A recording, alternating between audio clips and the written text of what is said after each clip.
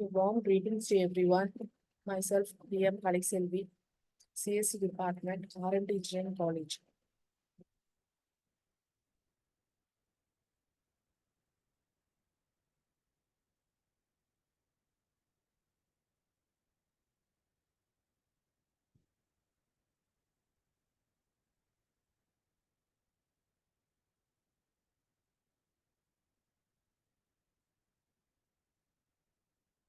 Now we are going to see about feature selection process.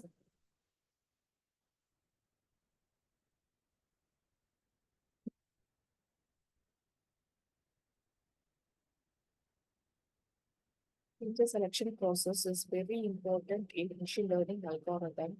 Actually, we have a data set regarding all the features needed for the application. Now, based upon the algorithm which we are using, we will be reducing the dimensions of the features of the data sets. So for doing that one, we will be choosing only the data set, or we can say only the features in that data set which is useful for our algorithm. For doing that one, we come a method called feature selection. Feature selection is the process of selecting a subset of features in a original data set. So for doing that one, we have full feature set, and from that it will be generating the possible subsets, and that will be evaluated until we getting the goodness of that means a subset which we required. The process will be running in like a loop, and finally we will be checking for the validation. If the validation is correct, that is we have achieved the required number of or required dimensions of the features, then we will stop the selection procedure.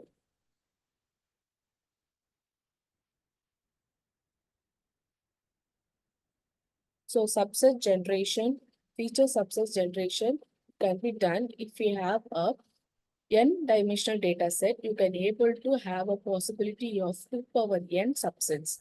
So for doing that one, we have sequential forward selection, sequentially backward elimination, bidirectional selection. So the first one is sequential forward selection. The search may be start with the empty set, and we will keep on adding the features. If you go for sequential backward elimination as a reverse of it, we will be having the full data set, and we'll be successfully reducing the or deleting the features whatever we don't want. We go for bidirectional data sets. We would start with both the ends. That means this parallelly starting sequential forward selection and sequentially backward eliminations, and we'll be adding and removing the features whatever we required simultaneously. So once the evaluation criteria are reached, so here how we will be checking is each candidate subset is then evaluated and compared with the previous best performing subset to get a certain evaluation criteria. So that will be the threshold value. If the new subsets performs better, it replaces the previous one. This cycle will be repeated until we are reaching the predefining stopping criteria. So some commonly used stopping criteria are the search completes the entire 10-dimension data sets, or some given bounds, or we can say the number of iterations or a threshold value, or subsequent based upon the number of addition or deletion of the features, and also it also depend upon the sufficiently good data subsets is selected. So these are the criteria to check the stopping criteria. Now we are going to see about the various feature selection approaches. Filter approach, wrapper approach, hybrid approach, embedded approach. So in filter approach, first we will be giving the entire full feature data set that using subset generation, it will generate the optimal. So filter approach will give the optimal feature data set that will be given to the learning algorithm to, and that will finally we can go for the performance valuation.